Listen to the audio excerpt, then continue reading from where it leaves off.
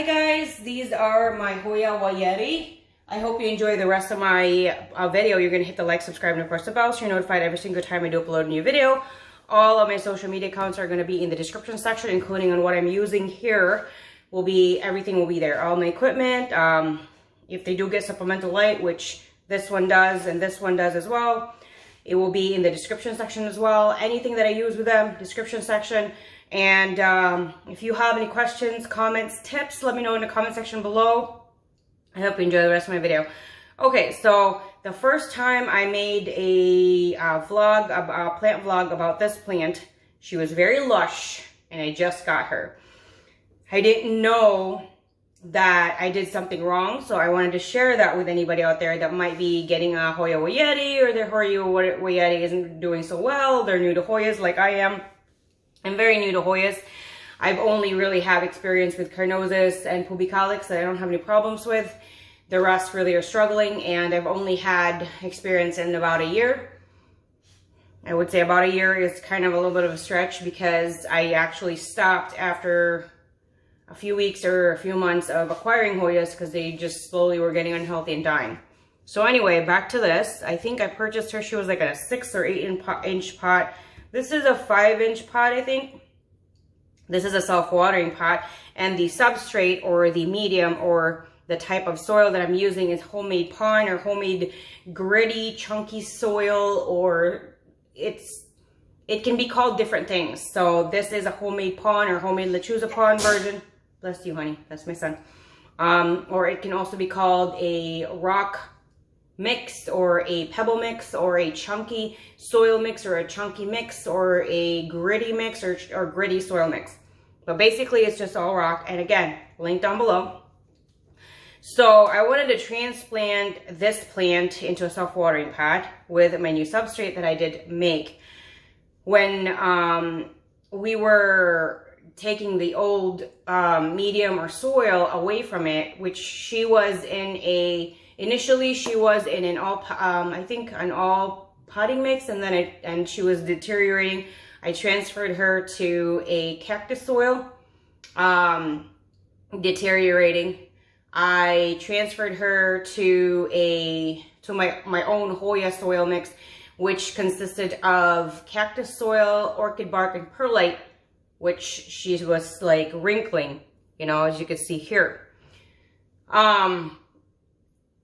So at the time, I was just thinking I'm going to give it time. And in the last transplant, it's probably been 2 to 3 months, and she just wasn't thriving.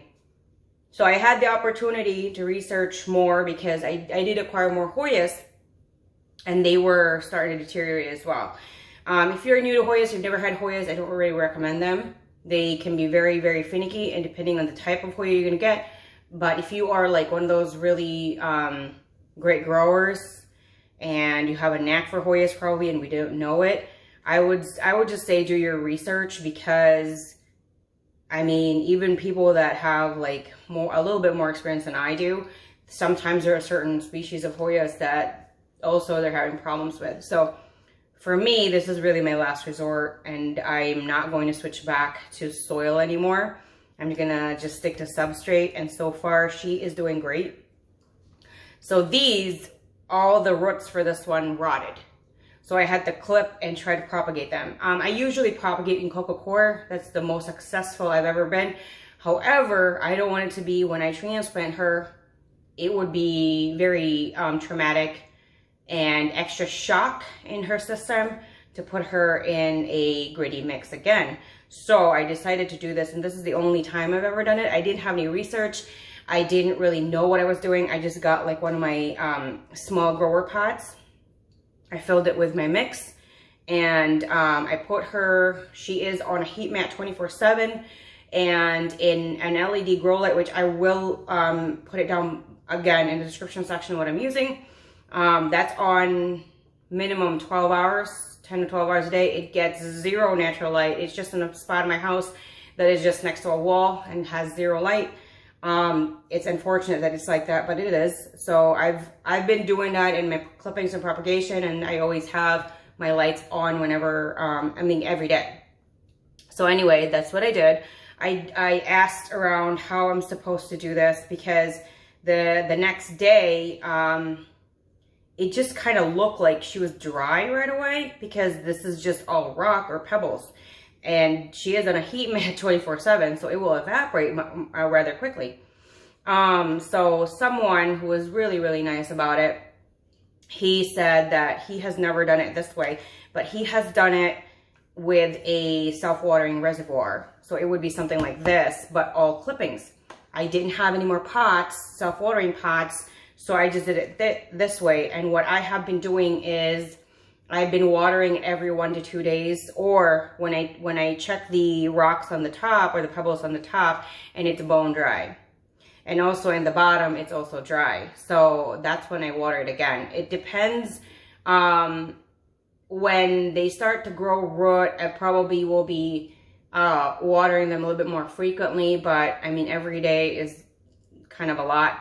And what I do is I put in a ton of my clippings mix, which has a root hormone in there. I water thoroughly, and I let it just go. I let the excess water go through, and because it's just rock or pebbles, they can hold a little bit of moisture, but not a ton, versus soil, which would be very dense. So it kind of helps with the Hoya.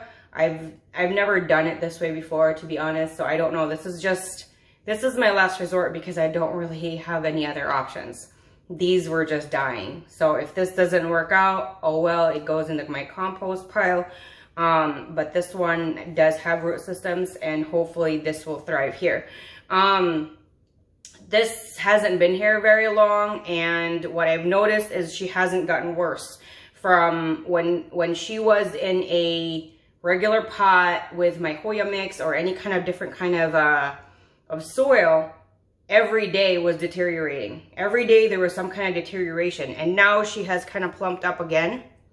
Before, all the leaves were just like this. They were all wrinkly and skinny, and it was because, well, majority of it was because this had root rot, and it just slowly deteriorating. When I did look at it, I've had this plant for, I would say, about a year or almost a year. The root system should be very, very well established. The root system was probably the most, it was probably having like 2 inches. That's pretty sad, and that's pretty bad, and that is because it was slowly rotting. And every time I would switch it to a different potting mix, I mean, it was still just deteriorating and deteriorating and deteriorating. So if you're having problem with this type of plant as well, and you've done everything like me, I would suggest, you know, why not try like SemiHydro or semi-hydroponic, because this isn't really full hydroponic. If you want to do a hydroponic system, it's completely different. It's a much heavy duty equipment, and you can't use any substrate or soil or medium. This is SemiHydro because I'm using medium. I'm using rocks, and I could feel the top here. It is a little bit moist, and as you can see, the dial is still about 80% full. So what I'm planning to do, and when I'm going to water her, is I'm going to make it reach to where it says refill. I'm going to touch the top layer of the rocks or the pebbles. And when it is bone dry, then I will add more water. But that's just what I'm planning to do. If you guys have other tips on how you do it SemiHydro, let me know down in the comment section below. I'm always open to new ideas, and suggestions that have actually worked, because this is actually just a saving grace.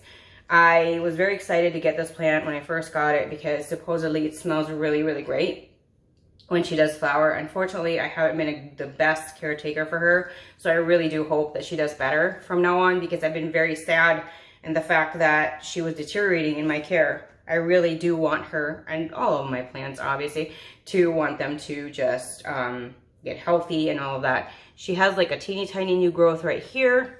So far, I haven't seen anything bad happening with this system. So far, she has actually either trying to get acclimated in there or just staying either the same or just getting better. When your plant is just the same, if it's not going worse or bad, that's a good thing. If it's in a new spot, a new pot, transplanted, or just got it home, that's actually a positive thing. So she's just going to try and acclimate now. And once she's acclimate, I really do hope that she thrives, because I really do want her to thrive. And it's, you know, due to COVID and stuff, it's just harder and harder to get plants now. So this is her, and I will try to update both. It'll probably be separately, but I don't know. I don't have any plants. We shall see when I update, if I will update them together or separately, and see what happens, if there are any kind of development or changes in what I or have been taking care of her. So this one sits in front of a west-facing window. If it's a cloudy morning, if you are new to west-facing windows or western light, that usually doesn't kick in for me in about like 2 p.m., 1:30, 2 p.m. That's when it starts to get the direct light. So if in the morning it's cloudy or it's not very bright, I will add the supplemented LED plant light that I do have, including with my other smaller Hoyas as well. I don't really put the light on when it's bright out. I don't really also put the light on, I mean, when it's dark out. You know, like if it's sunset or 8 p.m., I'm not going to put the light on. That's all I'm saying. Like if it's supposed to be daytime outside, I will put the light on. I won't put the light on 24/7. I'm not going to do that with my plants. If I want to experiment that in the future when this is better, maybe, but right now she is in a bad state. So let me know, guys, if you guys have other information. If you've done SemiHydro before, if you've done this kind of substrate, let me know down below. Anything else, guys, let me know in the comment section. I love you guys, and thank you so much for the positive words and the words of encouragement. You guys have a great, wonderful rest of your day. Bye. Bye.